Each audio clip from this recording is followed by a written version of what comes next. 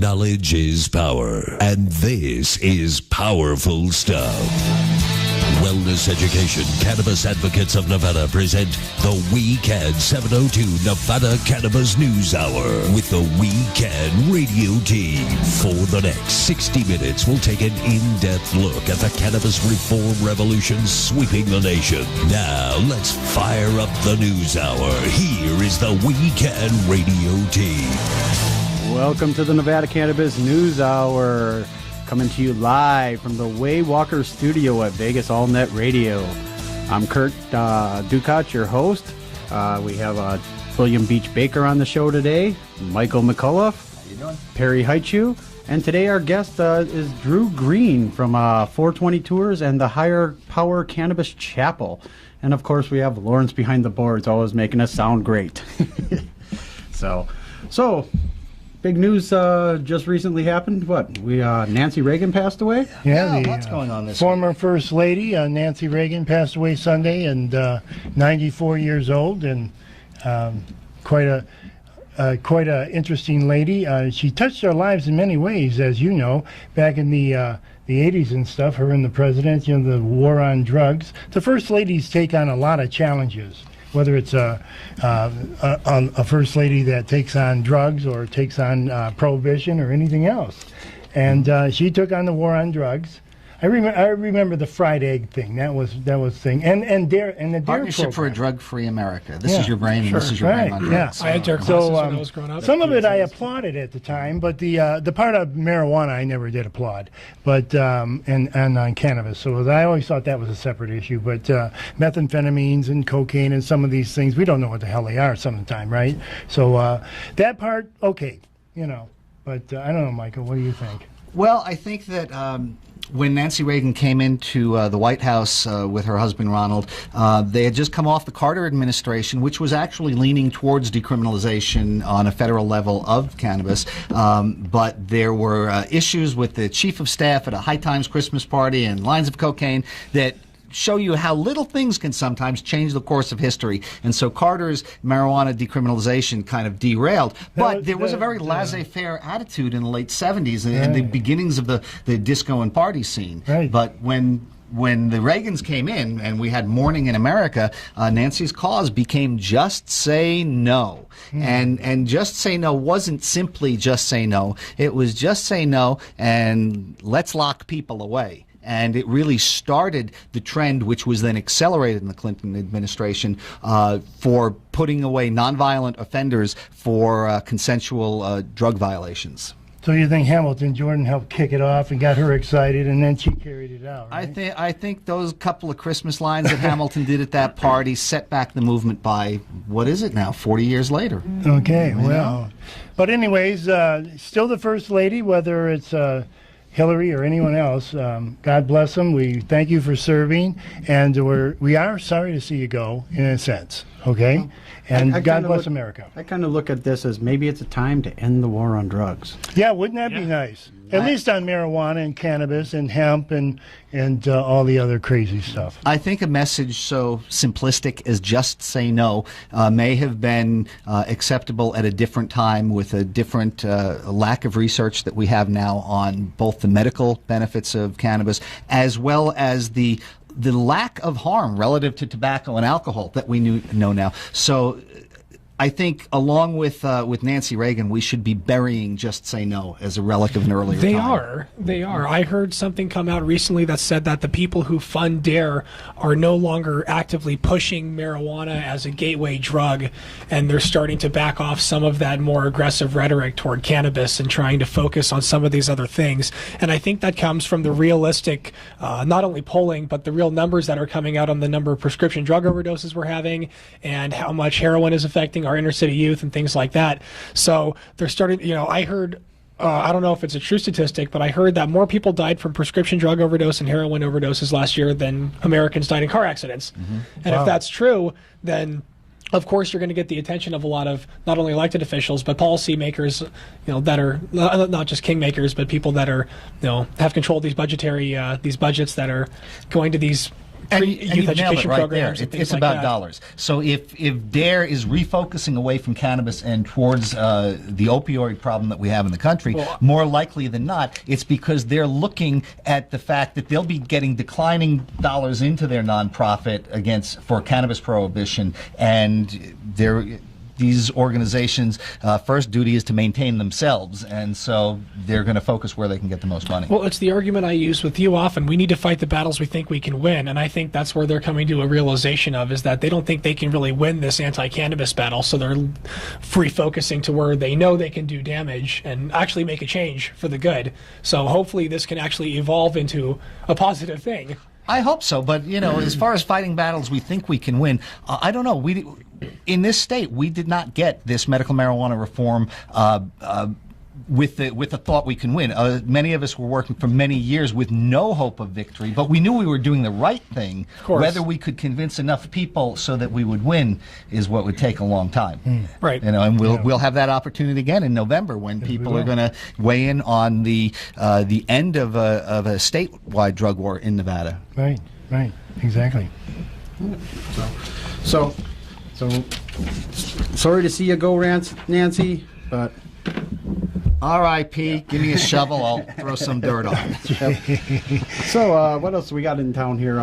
Well, that's a good segue into our guest, who is a minister and trying to do something here powerfully wonderful in the cannabis community for the religiously insane. Very bold and unique. I hope I could say that with reverence. Bringing something original to Las Vegas. Yes. So introduce our guest, Kurt. Yeah. So today we have Drew Green from the Higher Power Cannabis Chapel.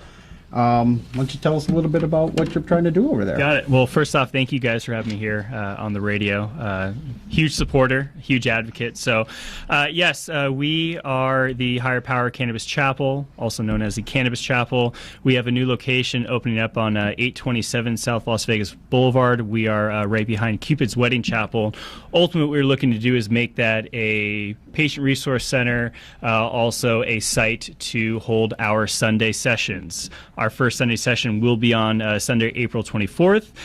It is Magus Lock Fortune that will be actually hosting the event.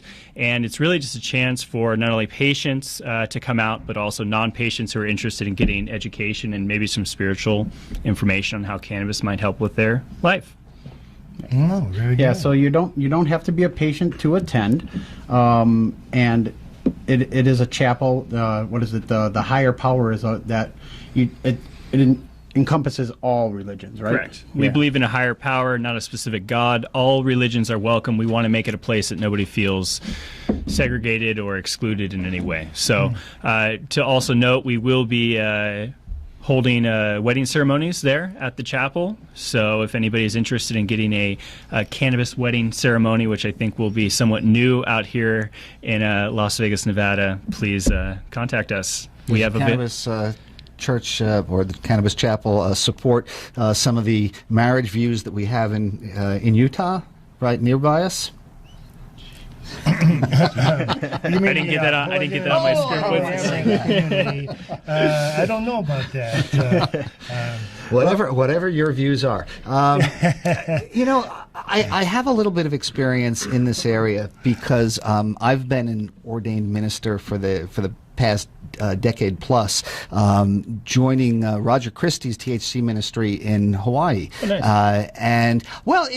And probably one of the nicer parts about it was that that my attorney sat me down and said, "Don't you dare try to do this because the federal government isn't going to like it." And in fact, 5 years later, Roger got raided and his church got shut down because the feds said that it was nothing more than a front for drug dealing. And in studying this, I found that the courts have routinely discriminated against those individuals who say that cannabis is part of their religion. Their judges are very skeptical about this.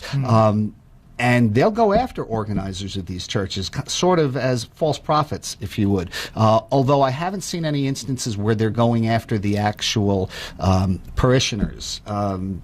have you guys given any thought to this? We did give a great deal of thought to this before we actually even formed the church.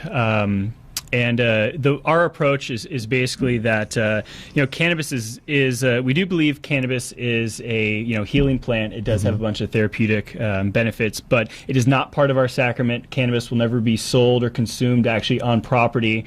It is merely just a chance to bring in a bunch of people that either are cannabis users or not cannabis users, and have them understand that there is a higher power out there and they should believe in it. So we try to structure ourselves a little bit more towards agnostic or Unitarian Universalism, not necessarily, cannabis is all and that's our sacrament, and any would included in anything we do over at that location. Right, and the basic Judeo-Christian religion, a lot of people believe that cannabis was the tree of life, and so it was, even though it was important in that respect, it was only one of the bounty of the Garden of Eden. So it doesn't have to be the main sacrament to be part of your overall religious vision.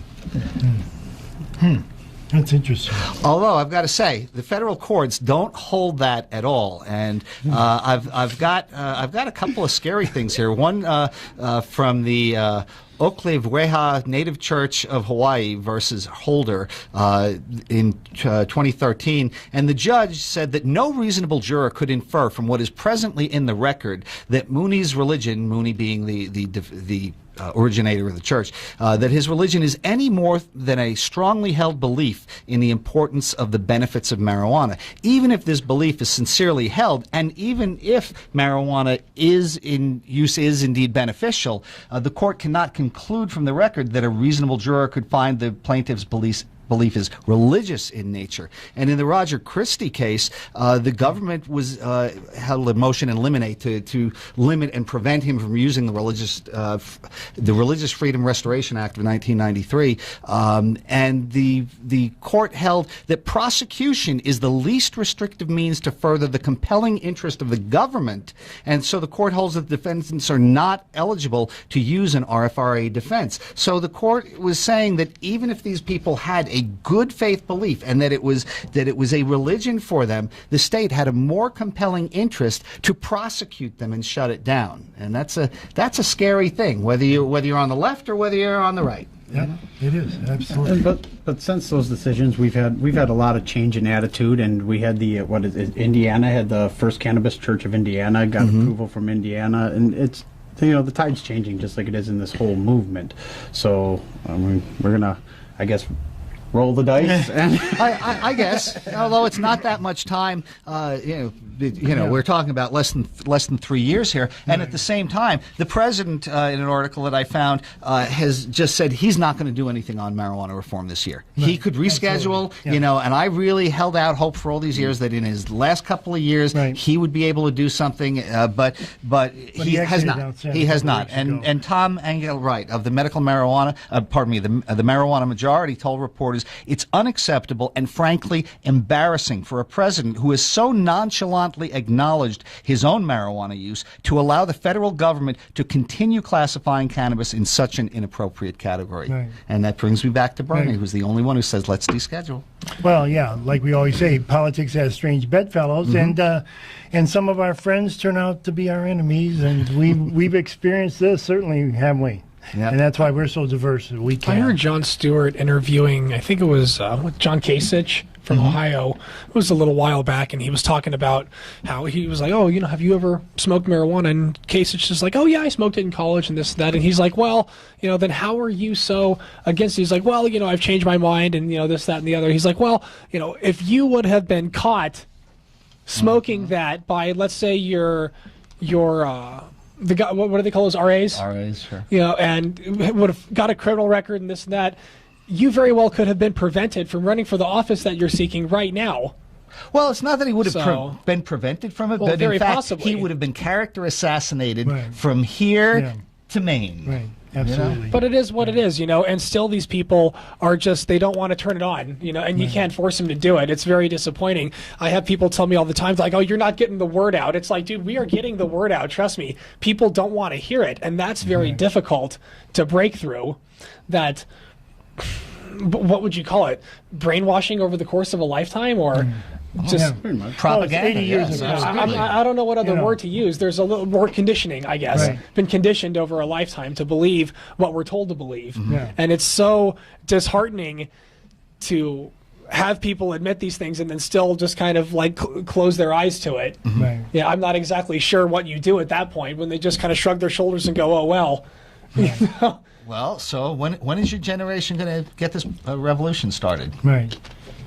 When is my generation? I don't know. Hell, I don't know why. And, You got to tell your side of the aisle to turn out the vote, I guess. There we go. And the truth is, those are a lot of those people are the alcoholic generation and stuff like that. And there's a lot of these people, they don't understand. Cannabis is a lot different. Most cannabis people that I know that smoke pot or whatever, they use it. Most of them use it for medication, and they're not out getting drunk, and they're not out doing crazy things, and they're much more wholesome and. Than most of the other people that I know that sit around and drink all the time, Well, yeah, and then you also got a lot of the professionals like doctors and that they're starting to turn to cannabis now over alcohol because they can go out and enjoy an evening with cannabis, and they get called into surgery, the next morning, and they're not hungover. Yeah, absolutely. I mean? So, absolutely. Yeah, there's just tremendous benefits. I mean, we love doctors, and we invite the doctors to call. We can, and we'd love to talk to you, especially the pain doctors, because we can help you stop writing those opioid prescriptions and for all them Loratabs and muscle relaxers and everything else. Because if patients have skeletal muscular diseases and MS and stuff like that, they can use medical marijuana and they can get off of these drugs. Mm-hmm. I'm living proof of that. Okay, so it really works, folks. So tell us more about the church. Well, we'll see on April 24th. Okay. Yeah. Yep. Right after 420. The website is thecannabischurch.com.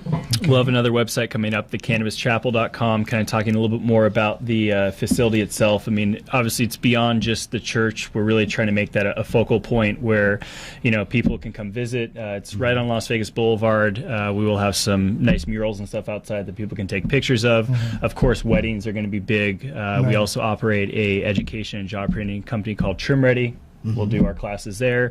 Our fleet of 420 vehicles are parked outside, so it is very much, more than just a church.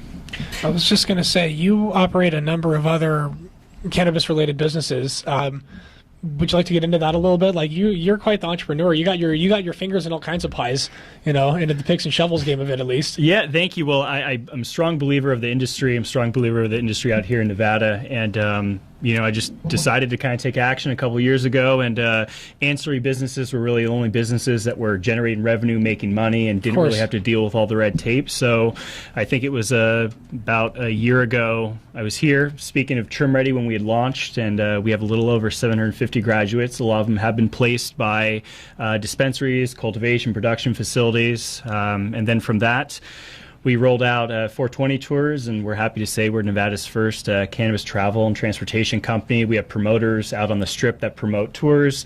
We also assist people from out of state with getting legal. Of course, Nevada is going to hopefully be the mecca of cannabis one day, and because we already have 44 million tourists coming out here, there's going to be some people that want to get legal cannabis. So I saw a website called Bud and Breakfast where they help people find cannabis-friendly accommodations when they're traveling. Are you looking into branching into that at all on a local level? Because people always have a difficult time finding somewhere to stay where they're not going to get harassed. And of course, even written in the recreational marijuana law, this is going to become an issue because I believe contained within that law even, it's not really supposed to be done in public. Mm-hmm. So you're going to have all these people coming here requiring this cannabis, and there's not going to be really anywhere for them to do it. So this is going to become a friction point between the locals and the tourists. I'm I'm foreseeing. So, well, what do you see in that? We run into that issue right now. We pick people up at any hotel, we take them to a dispensary, and the first thing they ask is, where can I smoke this? And it's very difficult, to say, you just spend all this money at this dispensary to do things a legit way, go up to the, top floor of the hotel parking lot, or just light up a joint walking back to the casino. So it is definitely something that needs to be addressed. Yeah. It'll be interesting to see if the casinos get on board with it, or if, there ends up being some other... And of course, the alternative is that they can use edibles or... Correct. I think that all depends on the gaming commission, though. I think a lot of these gaming operators would love to get their hands on some of that money, but I don't think the Gaming Control Board is having any of it at all. No. I think until they see the industry really progress out here, and there is commerce and there is a lot of activity, and a lot of these businesses, get open, they probably won't really rule on it. And this is a shame, is where we had some of the people in the gaming industry try to get into this game. Oh yeah. Came in and they said, gaming industry said, absolutely not. It's one or the other. Mm-hmm. Now, if we would have had those people in this game, we would see much quicker turnaround. There'd be a hotel out there somewhere, one that these guys were involved in, that would be a cannabis-friendly hotel. Someone would guinea pig it for sure. Use your medicine in our rooms, you know what I mean? But now, unfortunately, with no one involved in it, I see that taking a little longer to happen in this. There might be a little bit of animosity, too, because people spent money lobbying and, going forward and doing all this, and then they had the rug pulled out from under them. They're like, you know what, I don't like you anymore. Yeah. Right. It wasn't the cannabis industry that pulled the rug. It's not our fault, it was their own industry. Right. And that's so disappointing, considering the Gaming Control Board regulates an industry that's not so highly looked upon in other parts of the country, and we've always done that. And, this goes back 40, 50 years, the Gaming Control Board, and it's so disappointing for them to have birthed this, evil industry that other jurisdictions look down upon and things like that. And we're trying to do the same thing. We're trying to regulate and control a once criminal industry for the good, and they just won't get behind it. And it's just, it's hard for me to, where they can't look and see the comparisons between the two industries. It's just beyond me. Yeah. But it is what it is. Yeah, I don't know if you remember, but sometime back last year, it wasn't one of the owners of Terrible Hearst or something. They were trying to get into the gaming and the casino business, and they basically had to divorce themselves from the industry. And so there are some gaming people out there and some junior executives and stuff that have done that, I'm sure, if I recollect, I can't recall the names, but they're out there, and I think eventually we'll straighten that all. I almost forgot. A while back, when you had your shop, we had a business called the Bluebird Cafe. Sure, that was a great place. It was like they didn't sell cannabis, but it was a meeting place. You could go in there. You bring your own. It was a private space where patients could communally. It was like a membership club. You pay a small fee, you go inside. They have equipment laid out, and I thought that was clever, but there just wasn't enough of a demand at the time to satisfy it. Do you think that there might be... Even with 13,000 patients statewide, you're not going to have a lounge-type facility that everybody's going to get together, because people are not conditioned in this country to go out into large communal gatherings and be smoking and sharing pot. It just doesn't happen a whole lot outside of Burning Man or Boulder. Many years, and we did that all the time. It's different. It would be different if they allowed the dispensaries to have a lounge on site. Like, hey, you bought this medicine, step right over here. Our people can walk you through how to use it properly, blah, blah, blah. Like, we used to do that in Hollywood before Prop D happened. And then that all got shut down about that quick. But before then, they purchase it, come right over, we serve them up, and that was just fantastic. Everyone felt very calm, cool. There was a lot more money made. Everyone was happy. There are a number of reasons for that not to have been included in the legislation, but one key component would be liability, because if you have a patient who medicates on site and then goes and drives home and gets into an accident, you as the owner of the business do have a liability, and the state wasn't even willing to entertain that. But that's a bunch of nonsense, because there's no liability for alcohol providers here in the state. Sure. No, there is not. Not here in Nevada. We're one of two states in the country that don't have it. It's here, and I think New York State are one of the two states that have no liability for bar owners, or if I throw a party at my house and you get drunk and you go home, that's all on you. Having grown up in New York City in a family that owned a bar, I can tell you that we did have the Dram Act. Okay. And if we served alcohol to somebody who we thought was intoxicated, we were liable. Absolutely. In Nevada, it's different. That has been tested time and again. So I would just, want to grandfather that in or just include that in the same kind of clause once it becomes recreational. And I'm sure that discussion will be had down the line, but I'm hoping that I was hoping that was not the case, because there is evidence of the fact that Nevada has pushed back on that. And there's also evidence of the fact that that drivers who drive while under the influence of cannabis are aware of their impairment and tend to drive slower and are actually safer drivers in studies that have been conducted in Britain, New Zealand, elsewhere.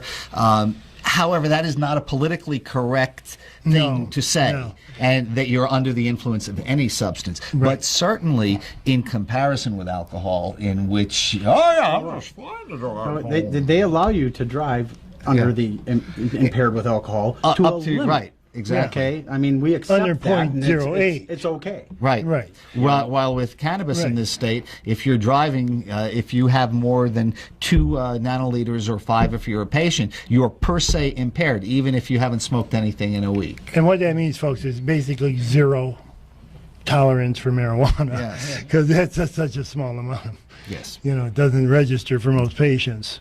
So your tour gets around this interested in problem by chauffeuring these people around from dispensary to dispensary. Correct, but we have still yet to really solve or even tackle where people should be smoking. I mean, we literally, pick them up, assist them with getting legal, take them to a dispensary, and bring them back to their... Would the back of your commercial vehicle with a partition, so the driver doesn't get high, count as a private space under the definition of the law, and could they medicate on their way back to the hotel? I've heard both interpretations of it. Some people say yes, some people say no. I know that's a big thing up in Colorado and Washington, but the way I see it in a highly regulated state like this and in a highly regulated industry like transportation, no. Not worth taking the chance. Not worth it. I can rent the limo and get as drunk as I want in the back of it. Yeah. Right.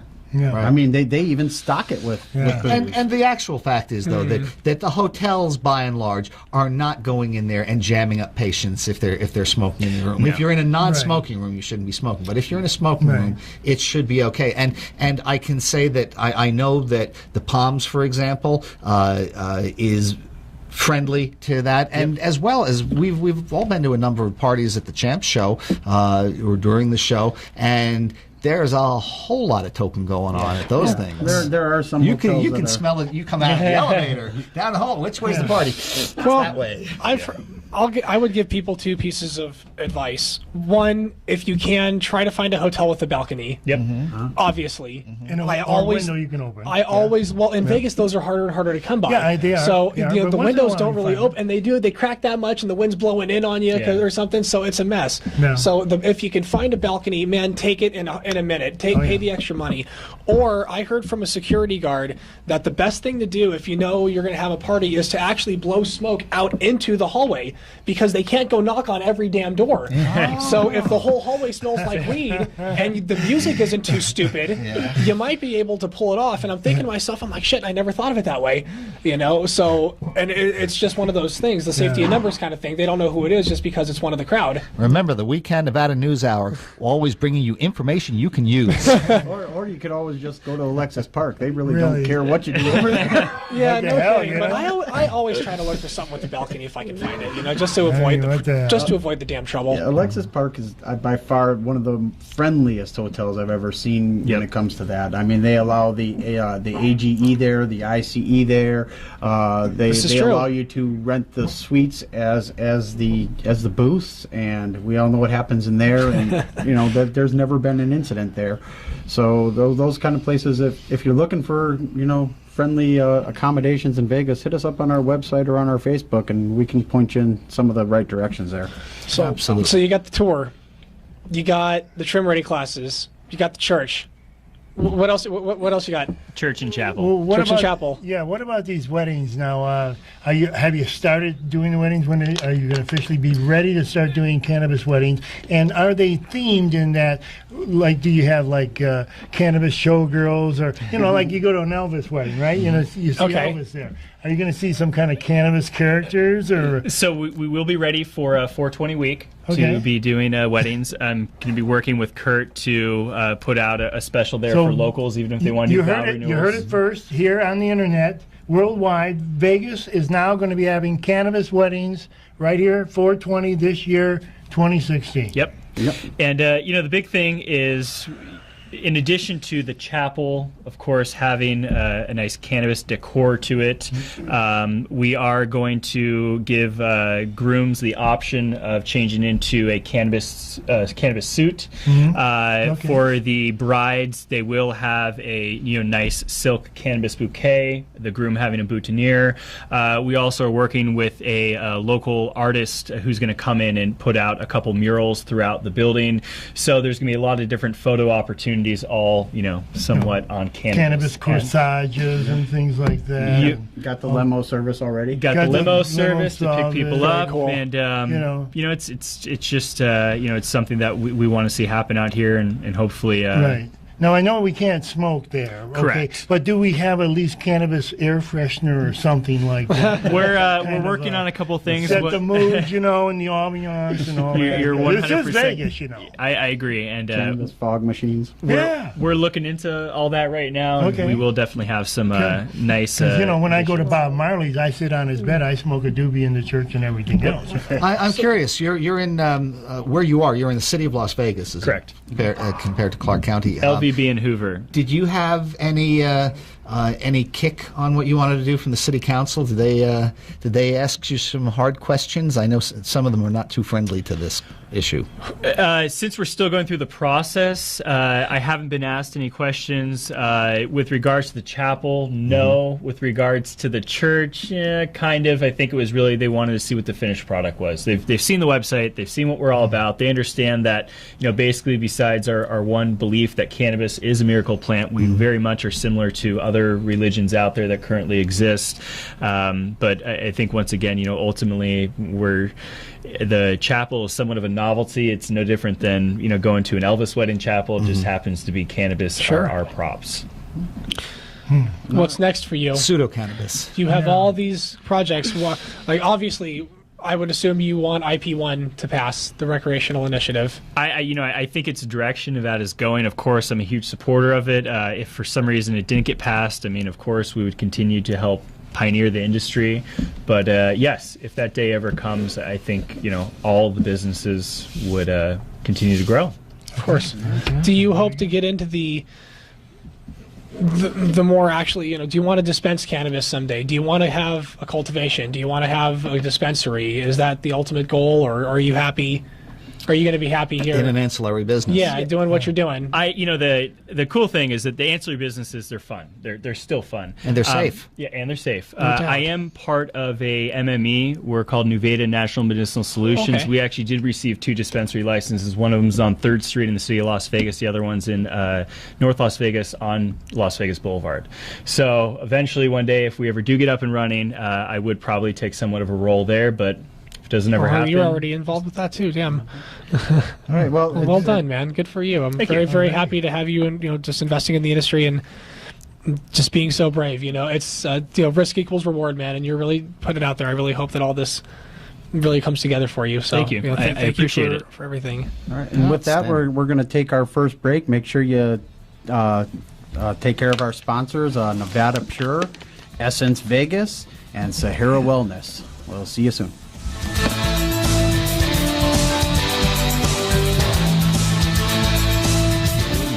The Weekend 702 Nevada Cannabis News Hour. Now, here again, the Weekend Radio Team. Welcome back to the Nevada Cannabis News Hour, coming to you live from the Waywalker Studio at Vegas AllNet Radio. Today we have guest Drew Green in here from the United Higher Power Cannabis Chapel. So if you have any questions, feel free to call in at 702-483-4444. So, what else we got coming up? Tomorrow, we have one of our sponsors, Essence, is having the grand opening of their Las Vegas Boulevard location. Yay, Essence. So, tomorrow at 4 o'clock. So, they're billing this as the only dispensary on the Las Vegas Strip. And it's located at 2307 South Las Vegas Boulevard. It starts at 4 p.m. If you go to our website or our Facebook page, there's a link that you can RSVP and get all your information in. So if you want to come on in and take advantage of any discounts that they might be having, you'll already be checked in. Right. Now, last time when they opened up their one on West Tropicana, they had some phenomenal discounts. They were running 25% off. So they haven't released what they're doing at this one, but I'm sure that they'll be doing something. So come on down and check it out tomorrow at 4 o'clock on Las Vegas Boulevard. And this is the second of their third location. So, you know, let's really support that. That's fantastic. And these are my swag Essence sunglasses that they gave me. So well, and if you need a ride to the dispensary, I believe you can provide that, Mr. Green. How do they get a hold of you for that? Yeah, there we go. Our phone number is 844-TOUR-420, and that's 868-7420. And yes, Essence is a good affiliate of ours. We're going to be sending a lot of our tours to them because they are, in fact, on Las Vegas Boulevard. Yeah, so if you want a VIP experience, you know, get a hold of 420 Tours there, and they'll take you over there in the 420 limo, and you can have a good old time. Now, when we say it's on Las Vegas Boulevard, where is it really? Because that's the street goes from LBV California. and Sahara. Oh, it's right there on the corner. It's north of Sahara because the Clark County made it clear that they were not going to license any MMEs on Las Vegas Boulevard. In the strip corridor, in the tourist corridor. Right, but Clark County ends at Sahara Avenue. And so north of that is the city of Las Vegas, and these guys just went, you know, a half block north of Sahara and got into this spot and got the city to approve them. So is they'll it be the only one on the strip for a east while. or west side of the street? It's on the east side. East side. Right where the strip gun club used to be. Oh, okay, sure. Okay. Yeah. Or the Holy Cow? Isn't the Holy Cow? No. There's some businesses. If you're going north on Las Vegas Boulevard and you cross Sahara, there's that There little used to be the hemp shop there, right? Diversity is on the left-hand side, on the right. west side of the street. But these businesses are on the east side. There's a bunch of little suites there. There used to be a soul food place there, an old rundown motel, and all kinds of It's just stuff. within the city limits. Yeah, just barely there. That is very clever. Damn. Yeah, and that's interesting because Sahara seems to be loaded with dispensaries up and down. I mean, all the way from Maryland the to north Rainbow. side is From the Maryland city to and the Rainbow. south side I is mean, the it's county. incredible. That's You know, I live in the suburbs and I can walk to the dispensary if I want to.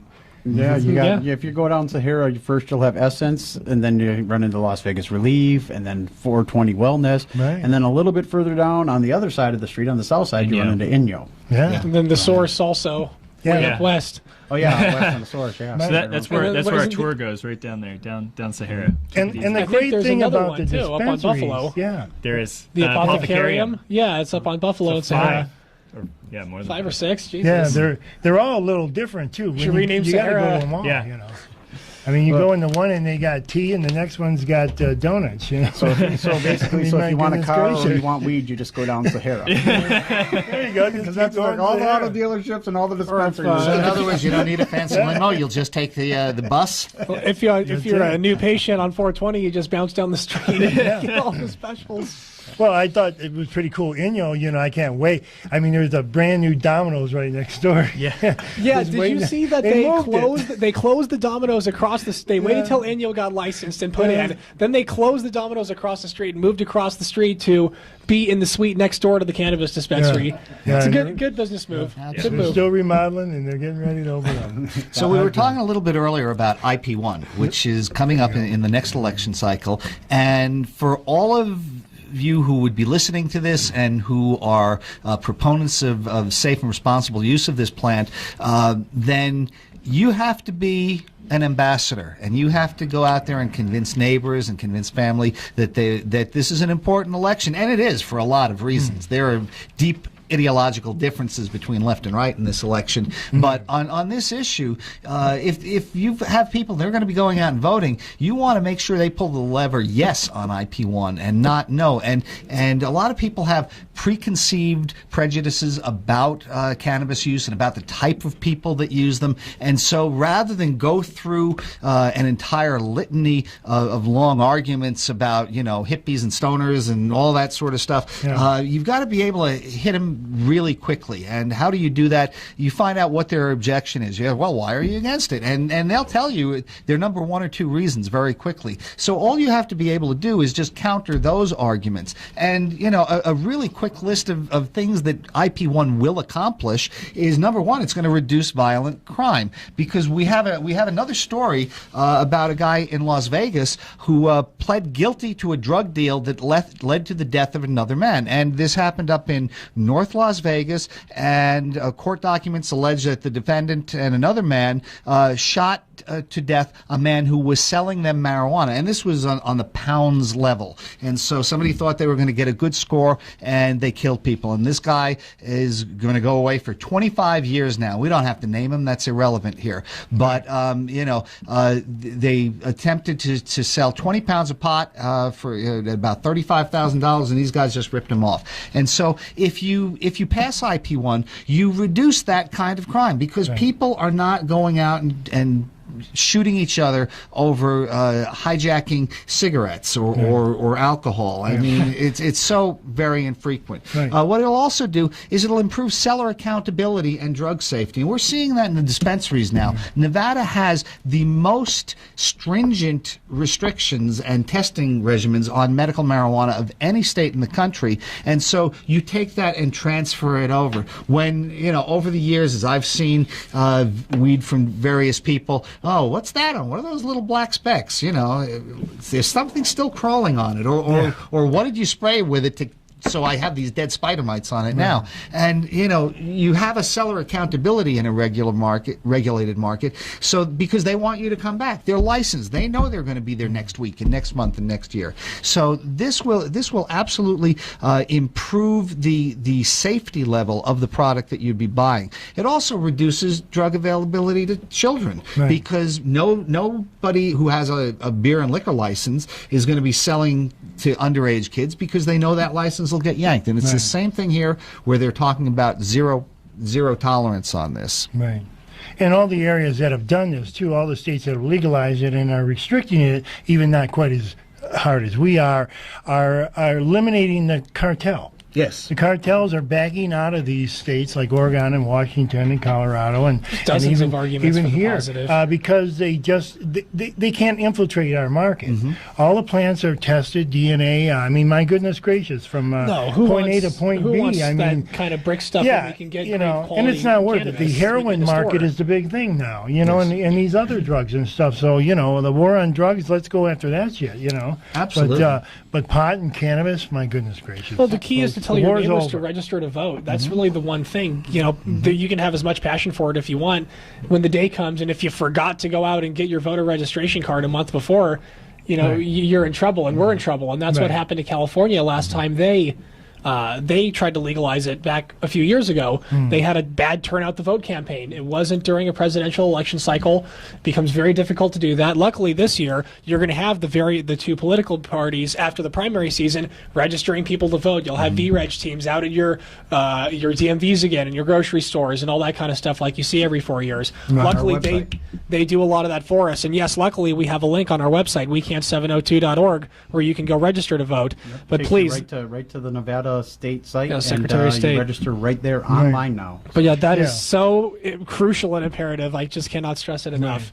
Now, we don't like everything in the bill, okay, folks? We're medical marijuana patients. Our position will not of course change. not. We will still be patients, and we will still be fighting for your rights, and we will still be legal in Nevada, okay, no matter what happens in November. But we're encouraging people to consider voting in favor of this for a lot of reasons, because it does help the patients, okay? It's going to settle a number of issues for us in some of the battles we're fighting, such as your right to grow your own. Okay, No right doubt. now we can grow 12 plants, but eventually they like to take that right away from us. But if the recreational passes, the recreational is guaranteeing 6 just for recreational people. So that means patients won't lose our rights either. Absolutely. So because we have a constitutional guarantee. So it's a lot of these things are important. So it's not a perfect bill, but we're asking you to consider it. And if you can support it, please do so. If not, still vote. still vote. Absolutely. Thank you very much. Absolutely. You know, there are so many important things that this bill will accomplish. To just tag off a few others, it reduces nonviolent prisoner population, and that's something that each of us are paying for out of our taxes. Whether we're talking about, here and we're talking about a state or local level, but we're paying those property taxes that go out and they fund the police department, they fund other things, and not only does it reduce prisoner population if this passes, but it also means that real crime can be dealt with.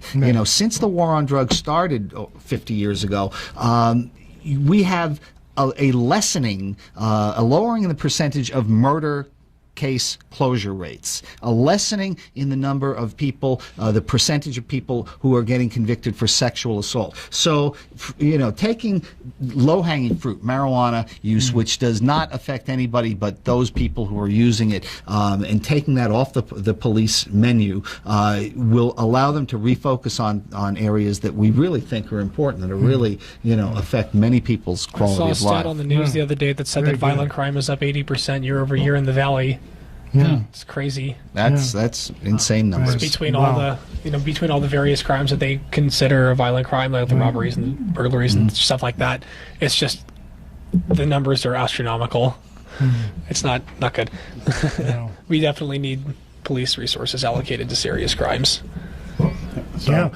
Well, what about we have another new dispensary that just opened up in Pahrump.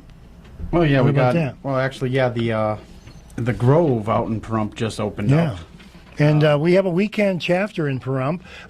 Join that, folks. We've got a new dispensary just opened up. There's a lot of great things out in Pahrump, just over the hump. And The Grove out there, they're going to be doing a grand opening celebration next week, Thursday, March 17th, St. Patrick's Day, from 11 a.m. to 7 p.m.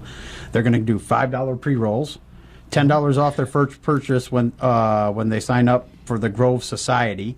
There's going to be a DJ on hand. Karma Holistic will be there, getting people through the process of the cards. And Karma will also be offering a $50 new patient discount the day of the grand opening. So, so if you're out in Pahrump and you need a doctor, I know there's not a whole lot of them out there. You can stop by the Grove next week, Thursday, and Karma Holistic will be in town getting you signed up for your medical marijuana card. So yeah. Another little interesting note about that is the dispensaries out in Pahrump are getting quite involved. The students, they were able to help a dozen students actually go to Washington, D.C. so that they could participate in some kind of government program that they been trying to do for years and years. But the county dried up their money. So the dispensaries and the cultivation facilities kicked in like $8,000 and so that these kids can go on March 25th and continue the tradition of hawking in Washington, D.C. Well, that's great that they were willing to take the money from the organization and let it be known that they were taking the money from the organization, So, because that has become an issue. It's become an issue. With some of the things, they're like, oh, we'll take your money, but we can't acknowledge that it was you that we took the money from, so it takes the fun out of it for you. Right. It's almost comical sometimes when we're into that. We did a food drive like 2-3 years ago during Halloween, and when we took it all into the food banks, and since we're a federal nonprofit, we asked for a receipt, because we're a federal 501c3, and they told us they couldn't provide us with a receipt because of the type of organization we were. I would have found a different feedback. So exactly. We took the food and we said, well then, kind of felt bad. The reason we did this was to help people, and then just because we're a cannabis organization, we're not allowed to make a on the books donation to them. Our generosity is somehow suspect. Yeah. Well, wash your mouth out with hemp soap, I guess. A couple other things we got coming up. We got our new patient support meeting this Saturday at our new location, which is at right next door to the Source dispensary. Nice. So the Source was kind enough to donate us some space there, and we'll be holding our patient support group there this Saturday at 2 o'clock. Be sure to come on by. You don't have to be a patient to attend. We're gonna have sandwiches and drinks there, and if you are a patient, you'll receive a coupon for the Source on that day, and it's quite a nice discount. So come on by, learn a little bit, get some discounted meds, and check out the source. Yeah, it's at Sahara and Rainbow. I believe that's on the right southeast corner of Sahara and Rainbow, behind the 7-Eleven, if I'm not mistaken. Yeah, you can't miss it. There's a big sign on it, a big green cross, and it says "Open Marijuana Dispensary, the Source."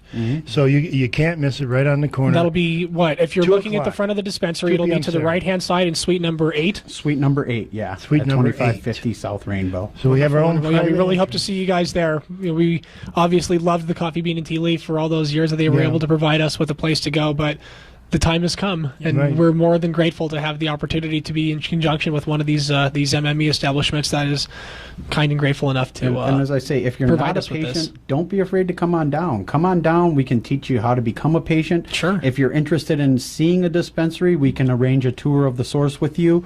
So you can kind of see what this is all about, and we can help you through that patient process there also. So Speaking of becoming a patient and driving you down and all this sort of stuff, with your 420 tours, one of the services that you offer is to help out-of-state patients get their doctor referral. But that's not just anybody from any state or any medical marijuana state even. It's only if that state, like California, allows for telemedicine. Correct. So there has been a little bit of a change over the past 2 weeks with the change in the regulations. Now the doctors we use out of California are taking other state driver's licenses. So it has expanded it from about October till, second week of February. We were doing solely people that come from California or they had a passport. But we use EaseMD. It's a telehealth app, and basically, it connects people that are looking to get their card with a doctor. We do it all inside of our 420 SUV or our Cannabis. It takes about anywhere from about 10 to 15 minutes, maybe 20 minutes at the most, depending on the wait to see a doctor in the queue. So then, is a doctor willing then to see a patient from any state? Let's pick something like Mississippi, that doesn't have a medical marijuana program other than the government farm that's in Gulfport. Yeah. Correct. Yes. So that is really what has changed over the months, and I think part of it is because we 420 tours have been getting busier. So with us getting busier, the app or the service behind the app is starting to see that this is what they're doing, and they've allocated doctors that the way they interpret the law in California is that you don't technically have to have a California driver's license to get a recommendation. You don't have to be a resident of a state to receive medical treatment. Correct. Yeah. So with that being said, it's really kind of opened up the door for us. My team is able to basically talk to anybody on the strip, and as long as they're willing to go through the legal route of getting legal and then going to a legal dispensary, we're able to service them. So somebody from a non-medical marijuana state or territory could come and take one of these tours and see a California doctor and then be legal for possession and consumption in Nevada. Correct. Sort of an extended way to get reciprocity. It's quasi-recreational There's already. something about necessity being the mother of invention. So we the- love loopholes. Yeah, we do. The big thing ultimately is that we let everybody know that if you come from Mississippi, yes, this allows you to buy in Nevada, but if you end up driving flying down to California, most likely it's not going to allow you into a cannabis dispensary in California, or a collective as they'd call it. You might find one that will allow you, or you might find a delivery service that will allow that, but for the most part, it's only really for Nevada use. Well, for all you brave listeners out there who may be from another state and want to try a novel challenge to the law, here's your opportunity. Nice. And Nevada is the only state that has reciprocity. Yep. And with that, I think Kurt's going to sum us up. we're running out of time here, so once again, be sure you check out our sponsors: Nevada Pure out on Boulder Highway, Essence Vegas, which is out on West Tropicana and tomorrow on Las Vegas Strip, and Sahara Wellness at 420 East Sahara. Also, make sure we got our St. Patty's Day weekend potluck coming up. More information on our website at wecan702.org. That's Saturday, March 19th. And then we have our mansion party on April 16th. Boy, this one's going to be a good one. You don't want to miss it. And our first Sunday session, Sunday, April 24th at 4 o'clock at the Higher Power Cannabis Chapel, South Las Vegas Boulevard. Views and opinions expressed on this program were those of the hosts and guests and did not necessarily reflect those of Vegas All Net Radio, its affiliates, or its parent company.